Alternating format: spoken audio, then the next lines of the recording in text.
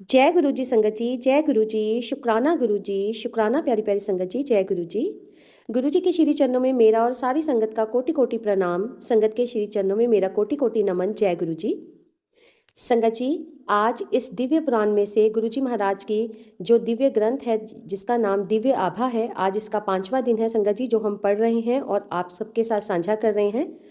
संगत जी, इसमें से आज की जो वाणी हमें दी गई है वो सत्संग से रिलेटेड है, यानी कि सत्य का समावेश, हम उसके बारे में जानेंगे। और संगत जी, आज से ही गुरु महाराज की इच्छा और उनकी जो ब्लेसिंग्स हैं, गुरु महाराज जी के आशीर्वाद से इस पुस्तक में लिखे हुए जितने भी सत्संग हैं संगत जी, उनका सफर शुरू होने जा रहा है। आज संगत जी महाराज की कृपा से हम पहला सत्संग इसी वीडियो में ही लेंगे। तो संगत जी, आप सबसे अनुरोध है, आप सबसे बेनती है, रिक्वेस्ट है, जो संगत जी सत्संग को पहली बार सुन रहे हैं, इस चैनल पर नए आए हैं संगत जी, इस गुरु परिवार के प्लेटफॉर्म पे नए आए हैं जिसके माध्यम से महाराज ने हमें कनेक्ट किया हुआ है, तो संगत जी आप इस चैनल को सब्सक्राइब कर लीजिए, बेल आइकन दबा लीजिए ताकि वीडियो का पहला नोटिफिकेशन आपके पास जल्द से जल्द पहुंच सके। वीडियो को लाइक करना, शेयर करना संगत जी मत भूलें, क्योंकि ये दिव्य आभा जितनी बड़ी ब्लेसिंग्स जल्दी सुनने को नहीं मिलती। हमें गुरुजी महाराज कई बार बहुत से इशारे देते हैं, पर ये इशारा हमें हमारे सही वक्त की ओर जब लेके जाना होता है, तभी हमें हमारी बड़ी से बड़ी बीमारियों, हमारे बड़े से बड़ी जीवन में आने वाली बुरी घटनाओं से जब हमें बचाना होता है, तो गुरुजी महाराज हमें ऐसा संकेत देते हैं। और ये ब्लेसिंग जब हमें मिल जाती है पढ़ने को या सुनने को, तो संगत जी आप यकीन मानिए कि आपका जीवन सफल होने की कगार पे शुरू हो जाता है, उस रास्ते पे आप चलना शुरू कर देते हैं। तो चलिए गुरुजी महाराज के महाजाप के साथ संगत जी हम इसको शुरू करेंगे। आज की दिव्य वाणी प्रारंभ करेंगे संगत जी। ओम नमः शिवाय, शिवजी सदा सहाय। ओम नमः शिवाय, गुरुजी सदा सहाय। सत्संग, सत्य का समावेश। सत्संगी सदा अपने हृदय से सत्य ही बोलता है। सत्संग शब्दों में परिवर्तित वह रोमांचक यथार्थ है जो श्रोताओं और पाठकों दोनों की चेतना पूर्ण रूप से जागृत करने की असीमित क्षमता रखता है। सत्संग भक्ति का वह अंग है जो इस देश में आदिकाल से धार्मिक परंपराओं का सबसे आदरणीय और अभिन्न अंग रहा है। सत्संग में वक्ता अपना प्रवचन सब श्रोताओं के सम्मुख रखता है, यानी कि बोलने वाला अपने जो प्रवचन है, अपने जो विचार हैं, वो सारे सुनने वालों के सामने रखता है, या जैसे यहाँ के प्रसंग में अपने अनुभवों का वर्णन करता है। जैसे कि हम अपने महाराज के सत्संग कैसे करते हैं, हम अपने महाराज के सत्संग को, महाराज की दी हुई ब्लेसिंग्स, उनके चमत्कार किए हुए लाइफ में हमारे, वो सारा कुछ जो भी दिव्य हमें प्राप्त होता है महाराज के साथ की जर्नी में, वो हम अपने सत्संग के माध्यम से संगत के आगे प्रस्तुत करते हैं। प्राकृतिक संवेदना और ध्यान से पढ़े अथवा सुने हुए सत्संग में सबसे विश्वास की उत्पत्ति होती है। जिस प्रकार अणु विद्युत संचारित करते हैं, उसी प्रकार सत्संग से श्रद्धा एवं निष्ठा का प्रसार होता है। सत्संग के ये अनुभव संशय और विश्वास के बीच खड़े हुए विशाल जन समूह के लिए हैं। सत्संग से जैसा हमने गुरुजी से सीखा है, पाठक और लेखक दोनों को ही आशीर्वाद मिलता है। प्रत्येक व्यक्ति के जीवन में नए मोड़ के साथ आशा की ज्योति जलाने की संभावना रखता है। जैसे कि आए दिन संगत जी आप सब लोग, हम सब लोग सत्संग में कुछ ना कुछ महाराज की ब्लेसिंग पाने की, कोई रास्ता पाने की कोशिश करते रहते हैं। विश्वास हमारा जागृत होता है ना। अगर हमारे विश्वास में कमी हो जाती है, हम वीक फील करते हैं, तब भी हमारा मन करता है कि हम महाराज के सत्संग में चले जाएं या उनका सत्संग सुन लें। हर खंड में एक अनोखा अनुबंध, प्रतिज्ञा एवं सत्य का संसार है। गुरु जी की उपस्थिति से हम उनकी छाया में हैं, अन्यथा उनके प्रकाश की तीव्रता के सम्मुख ब्रह्मांड के समस्त सूर्यों का सम्मिलित तेज भी धूमिल है। सिर्फ और सिर्फ अपने मालिक की इच्छा के साथ ही हम यहाँ पर हैं। अगर गुरु जी महाराज की इच्छा नहीं होती, कभी भी हम उनकी चरण धूलि प्राप्त नहीं कर सकते। अनेक अवसरों पर प्रत्येक व्यक्ति अपनी अस्थिर शंका पर श्रद्धा के खड़ग से संहार करता ही है। संशय और विश्वास दोनों परस्पर विरोधी हमारे चारों ओर व्याप्त वातावरण के स्थायी निवासी हैं। यहाँ पर हर सत्य प्रसंग दर्शाता है कि संशय के सागर में डूबी हुई आत्मा ने कैसे अपने स्वाभाविक रूप पर पुनः अपना अधिकार स्थापित किया। अविश्वास के अंधकार में लुप्त सत्य, श्रद्धा, भक्ति और आस्था का पुनर्जागरण होता है। इसी सच्चाई को हम गुरु जी से जानते हैं। औरों ने उन्हें अन्य अनेक नामों से भी पुकारा है, सब उतने ही प्रिय हैं। ये सत्संग आपको जो संभवतः अभी भी सोच रहे हैं कि सत्य के भवसागर में छलांग लगाई जाए या नहीं, आगे बढ़ने की प्रेरणा ही देते हैं। आगे बढ़कर तेजी से कूद जाइए, प्रणव सदा आपके साथ हैं। ये कथाएं पूरे विश्व में फैले हुए अनगिनत भक्तों पर हुए चमत्कार हैं। ये जितने भी सत्संग आप आज से पढ़ने जा रहे हैं, ये इतने अनगिनत भक्तों और संगतों पर हुए हुए महाराज के जो चमत्कार, जो ब्लेसिंग्स हैं, महाराज की कृपाएं बरसी हुई हैं, ये उन्हीं सब की ही कथाएं हैं। परंतु चमत्कार क्या है? वह तो आत्मा से उत्पन्न हुआ सत्य है। आत्मा तो उस सत्य को सदा पहचानती ही थी। इस भौतिक संसार की माया में वह डूब गई और उस सत्य से भक्त अनभिज्ञ हो गए थे। क्योंकि हम तो जो दिखता है वो बिकता है, वो वाली जीवन में रहते हैं ना, तो हमें तो चमत्कारों का ही पता होता है। तो हम जब तक हमें हमारे सामने कुछ ना हो जाए तो तब तक हमारी उसमें आस्था नहीं बनती है ना। तो चमत्कारिक सत्य सर्वप्रथम प्रेम और आस्था का प्रतीक है। तत्पश्चात वह हमारे सामान्य जीवन में प्रतीत होने वाली अलौकिक घटनाएं हैं। इन कथाओं के पात्र गुरु जी के असंख्य भगत उन पे उन अनुभवों का वर्णन कर रहे हैं जिन्होंने उन्हें पूर्णतः पराजित, विहल और आतंकित किया। उनको आहत निसहाय कर अपनी सीमाएं नापने को विवश किया, भावना परीक्षण किया, रक्षा कवचों को शत विक्षत किया, किंतु इसी से उन्हें शक्ति, साहस और चिरस्थायी आशा की प्राप्ति भी हुई। वह सब उस असाधारण दिव्य धारा में प्रवाहित होकर अपनी आप बीती व्यक्त कर रहे हैं। देखिए संगत जी, बड़े प्रेम पूर्ण भाव से लिखा गया है कि गुरु जी के असंख्य भगत अपने सारे जीवन के अनुभवों का वर्णन कर रहे हैं। जो जो गुरु महाराज जी के शरण में जाने के बाद उनके साथ हुआ, वो गिरे, उठे, फिर उठे, और उन्हें अपनी असीम सीमाएं जो हैं अपने जीवन की, उनके अंदर की जो शक्ति है, जो भावना है, जो भी उनके अंदर है, उसको गुरुजी महाराज की शरण में आकर उन्होंने जागृत किया। उनको जो भी उनकी आशाएं मर चुकी थी, वो हार चुके थे, वो सारा उन्होंने उस पर जीत प्राप्त करी, वो भी सिर्फ गुरुजी के आश्रय और उनकी श्रद्धा से। प्रत्येक सत्संग में अपने भक्तों के लिए गुरुजी के अपार स्नेह और वेदना के दर्शन होते हैं। अब समझ आ गया है कि उनके भगत उनके आदेशों का मन, वचन और कर्म, मनसा वाचना और कर्मना से पालन करें और उन्हें कभी भी ना भूलें। ये सत्संग कल्प वृक्ष की अग्नय पत्तियां हैं, प्रत्येक एक प्रेम गीत गाती हुई, श्रद्धा से भरी हुई। हर सत्संग में गुरुजी और उनके भगत का परस्पर स्नेह प्रतिष्ठित है। आशा करते हैं कि ये अनुभव इन भगत लेखकों की भांति आपके हृदय के तारों को भी हिलाकर मन में अति सुरमय, मधुर, दिव्य संगीत भर देगा। क्या अनहद जैसी मिठास अन्य कहीं मिल सकती है? तो चलिए आइए संगत जी, महाराज का शुक्राना करते हैं कि उन्होंने हमें इस दिव्य वाणी को पढ़ने और सुनने की जो ब्लेसिंग है, जो दात है, वो बख्शी है। आइए संगत जी, पहला सत्संग सुनते हैं। जन संपर्क अधिकारी को पुनः वाणी प्राप्ति। दिसंबर 1999 का शीतकाल मेरे लिए एक अति भयानक समाचार लेकर आया था। धीरे धीरे मेरी आवाज़ कम होती जा रही थी और थोड़े से शब्दों के उच्चारण के लिए मुझे विशेष प्रयास करना पड़ रहा था।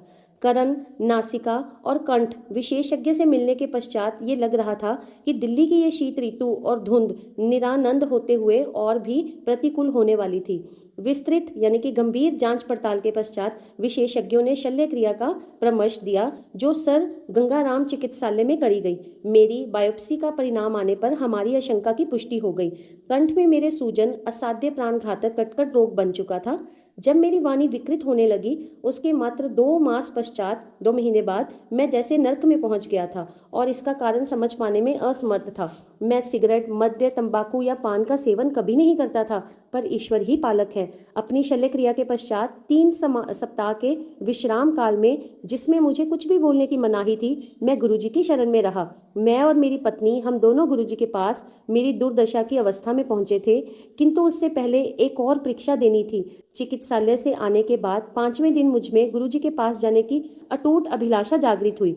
संयोग से उस दिन अत्यधिक वर्षा हो रही थी। मेरे परिवार के सदस्यों ने मुझे किसी और दिन जाने की सलाह दे दी, पर मैं नहीं माना। मेरा मन पक्का हो चुका था। मेरे अंदर उसी दिन जाने की आवाज उठ रही थी। एम्पायर स्टेट से गुरुजी के स्थान तक चलते हुए एक अद्भुत सुख का आभास हुआ मुझे। गुरुजी अपने रंगीन लंबे लबादे में अपने स्थान पर आसीन थे। हमारा परिचय करवाकर हमें राजसिक रक्तिम कालीन पर आसन ग्रहण करने को कहा गया। गुरबानी के पवित्र शब्द वातावरण में रस घोल रहे थे और मधुमय कर रहे थे। एक स्नेहमय किंतु ओजस्वी ऊर्जा पूरे कमरे में फैली हुई थी। वातावरण बहुत ही शुद्ध था। कुछ समय पश्चात चाय प्रसाद वितरित हुआ।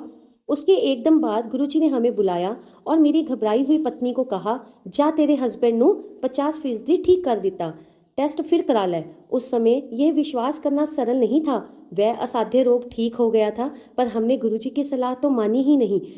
बायोप्सी की शेष 4 स्लाइड में से 2 एम्स में दी उसके एकदम बाद गुरुजी ने हमें बुलाया और मेरी घबराई हुई पत्नी को कहा, जा तेरे हस्बैंड ਨੂੰ 50% ब्लेस कर दिता, टेस्ट फिर करा ले। उस समय ये विश्वास करना सरल नहीं था कि वह असाध्य रोग ठीक हो गया था, पर हमने गुरुजी की सलाह मानी। बायोप्सी की शेष 4 स्लाइड में से 2 एम्स में दी और 2 मुंबई स्थित टाटा संस्थान में भेजी। 1 सप्ताह पश्चात परिणाम आने पर हम पुणे एम्पायर स्टेट गए। हमारे प्रवेश करते ही गुरुजी मुस्कुराए और बोले, क्यों डॉक्टर कंफ्यूज हो गए? ये तथ्य था, दोनों संस्थानों से आए निष्कर्षों ने मुझे स्वस्थ घोषित कर दिया था। प्रथम चमत्कार हो चुका था। उसके पश्चात चिकित्सकों ने रोग लक्षण प्रयोगशाला के निर्णय की अवहेलना ना कर उपचार पूरा कराने को कहा। मैंने निश्चित कर लिया था कि अब कोई भी उपचार गुरुजी के कथनानुसार ही होगा। आगे यह हुआ, गुरुजी ने मुझे मिर्चों से भरा हुआ लंगर खाने को कह दिया। चिकित्सकों के अनुसार, जिन्होंने मुझे केवल उबला हुआ खाना खाने के निर्देश ही दिए थे, मिर्चें निषेध थी, मुझे बिल्कुल भी मिर्च नहीं खानी थी। गुरुजी ने मुझसे उच्चारण भी करवाया और घोषित कर दिया कि अब मैं पूर्णतः स्वस्थ हूँ। गुरुजी के परामर्श पर मैं विकृन चिकित्सा करवाता रहा, परंतु मुझ पर कोई भी दुष्प्रभाव नहीं पड़ा। मुझे कभी कोई उबकाई नहीं हुई। मेरा हीमोग्लोबिन सदा सामान्य से ऊपर रहा। एकमात्र औषधि, यदि इसे ऐसा कह सके, तो गुरुजी द्वारा अभिमंत्रित ताम्र लोटे में जल भरकर पीने की रही। इस क्रिया में पूरी रात्रि जल भरकर रखने के पश्चात प्रातःकाल आधा पीकर और शेष से स्नान करना था। इस अति साधारण क्रिया पद्धति से मैं पूर्ण स्वस्थ हो गया। नव जीवन के लिए मेरा ऐसा चमत्कारिक परिवर्तन रहा है, ये सिद्ध करने के लिए मेरी 2 बेटियां और पत्नी है। धन्य है गुरुजी, धन्य है गुरुजी। सत्संग लिखा है अचल पाल, दिल्ली से संगत जी ने। संगत जी, गुरुजी महाराज का हम शुक्राना करते हैं आज के सत्संग सेवा सिमरन के लिए। आप सभी संगत जी का शुक्राना, जो दिव्य ग्रंथ की, जो दिव्य आभा की इस जर्नी में आप साथ साथ चल रहे हैं। संगत जी, इस जर्नी में औरों को भी साथ में जोड़िए, ठीक है। और इस वीडियो को ज़्यादा से ज़्यादा आप शेयर कीजिए। कमेंट में अपनी जो भी आप सुनते हैं महाराज का शुक्राना ज़रूर करके जाया करें। और संगत जी, इसके अलावा कुछ संगत जी 3-4 दिन से हमें ऑडियो भी डाल रहे हैं कि आंटी आप हमें जल प्रसाद जैसे घर पे बनाने का भी बता दीजिए।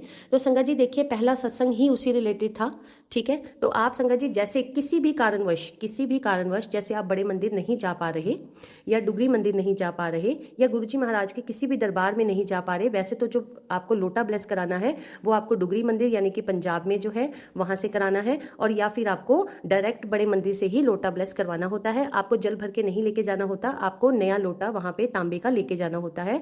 आप सेवादारों से बोल देते हैं तो वो उसको ब्लेस करके आपको महाराज की ब्लेसिंग के साथ वो लोटा वापस करते हैं, और साथ में आपको बता भी देते हैं। पर वैसे आपको यहाँ से भी हर तरह की वीडियो से भी पता लग ही जाएगा।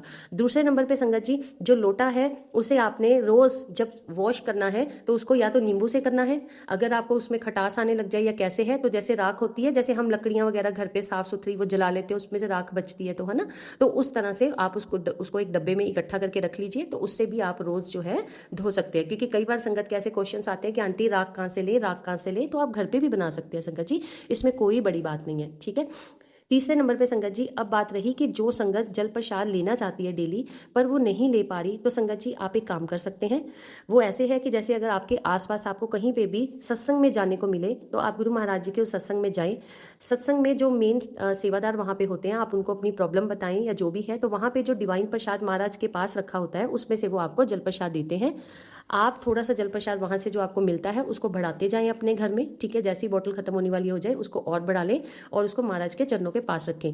कोशिश करें संगत जी, बहुत सारी संगत है, हम सत्संग भी सुनते हैं कि वो बॉटल में या गिलास में रखते हैं। कोशिश ये करें, अगर आपके पास लोटा ब्लेस नहीं भी हुआ फिर भी आप मार्केट से तांबे का लोटा लें, थोड़ा हैवी ले लें, ठीक है। तो आप उसी में ही अपना वो वाला जल जो आपको सत्संग से मिले उसी में ही रखें।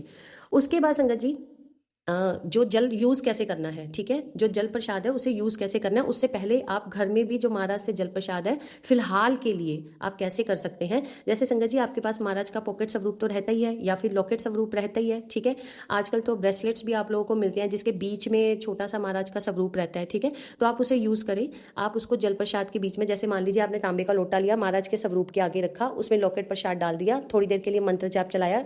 ये इसीलिए करा जाता है कि ताकि महाराज उसको खुद से ब्लेस ब्लेस कर दें, ठीक है। और ऐसा नहीं कि आपने मंत्र जाप चला के छोड़ के चले जाना है, ऐसा नहीं। आप महाराज के पास बैठे 5-7 मिनट, उनसे अरदास करें, बेनती करें कि महाराज आप इसको ब्लेस करें, जल प्रसाद बनाएं, घर में जो बीमारियां हैं, ठीक है, वो सारी बीमारियों को दूर करें। जैया जिसके लिए भी स्पेशली कर रहे हैं तो उसका नाम लेके भी आप मंत्र जाप कर सकते हैं, महाराज से अरदास कर सकते हैं। वो जो जल प्रसाद आपका बनेगा, ठीक है, रात को ही आपने रखना है संगत जी। मैंने बाकी सारी संगत को बहुत बताया है, पर वो फिर भी संगत अपने हिसाब से करते हैं क्योंकि सबका अपना अपना टाइम है। बट फिर भी कोशिश यही करा करें कि आप रात को जल प्रसाद जो है वो भरकर रखें, ठीक है। तो आप जो है नेक्स्ट डे वो जो जल प्रसाद रहता है आप उससे आधा नहा लें और आधा उससे जो है क्या कहते हैं सारे उसमें अपनी बॉटल्स में या जिन जिन में भी डालना होता है आप उसमें डाल दें। अगर आपके घर में आपको नेगेटिविटी लगती है तो आप मंत्र जाप करते करते जल का छींटा भी दे सकते हैं घर में, ठीक है संगत जी। तो ये हो गया जल प्रसाद कैसे घर में आप लोग इजीली बना सकते हो। आपके पास पॉकेट स्वरूप नहीं है, लॉकेट स्वरूप नहीं है संगत जी, महाराज ने सेवा बख्शी हुई है आपकी इस प्रियांटी को, तो आप प्लीज़, महाराज जी कर रहे हैं, महाराज जी करवा रहे हैं, तो आप प्लीज़ मेरे से जो अपनी ब्लेसिंग्स है घर बैठे वाया कुरियर मंगा सकते हैं, कोई चार्जेस नहीं है संगत जी। All India blessings Guru Maharaj की कृपा से पहुंच रही हैं, स्वरूप भी पहुंच रहे हैं, ठीक है संगत जी। उसके बाद संगत जी ये जो जल प्रसाद है, जैसे मान लीजिए आपने सुबह वो लोटा खाली हो गया ना, फिर आप सुबह वो लोटे को भर दीजिए, ठीक है, और वो रात तक वो सारा पड़ा रहेगा, अगले दिन उसको यूज़ कर लीजिए। मतलब जब पहली बार आपने रखना है तो रात से शुरू करें, जैसे शाम से आप रख रहे हैं उसको यूज़ ना करें, अगले दिन वो जल प्रसाद बन जाएगा, है ना। सुबह आप उसको मंदिर से जैसे उठाते हैं या महाराज के स्वरूप के आगे से उठाते हैं, उससे उसके साथ सारे जने नहा भी लें, सारे उसको जल को पूरे दिन पीने वाले जल में वो जल प्रसाद जो होगा उसको मिक्स भी कर लें, ठीक है। जैसे ही लोटा खाली करते हैं आप उसको फिर से भर दें, पहले दिन रात से शुरू कर दें, फिर नेक्स्ट डे से सुबह जैसे खाली किया करेंगे वैसे ही धो के उसको फिर से भर करके महाराज के सामने रख दिया करें, ठीक है संगत जी। तो जय गुरु जी, शुक्राना गुरु जी, शुक्राना प्यारी प्यारी संगत जी। आज के लिए संगत जी सत्संग को यहीं पे विराम करते हैं।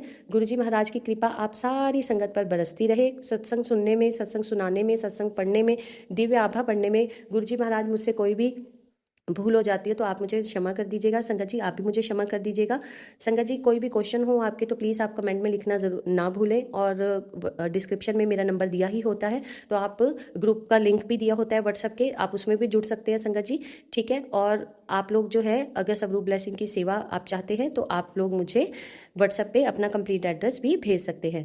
जय गुरु जी, शुक्राना गुरु जी, शुक्राना प्यारी प्यारी संगत जी। खूब खुश रहिए, हंसते रहिए, मुस्कुराते रहिए संगत जी। जितनी बड़ी प्रॉब्लम क्यों ना हो वो उसी टाइम ठीक नहीं हो जाती है, हर प्रॉब्लम को टाइम लगता है, हर चीज़ का सोल्यूशन होने में टाइम लगता है, तो इसीलिए कुछ ज़्यादा अपने पे ओवर बर्डन ना डालें हर चीज़ का। जब किसी चीज़ का वक्त सही वक्त आने पे ही उसने ठीक होना है, सोल्यूशन जब तक निकलता नहीं तब तक हम 100 बीमारियां अपने आप को लगा लेते हैं, उस सोल्यूशन को सोच सोच कर या उस प्रॉब्लम को सोच सोच कर और बढ़ा देते हैं। तो कोशिश करें थोड़ा सा काम रहने की, ठीक है। तो जय गुरु जी, शुक्राना गुरु जी।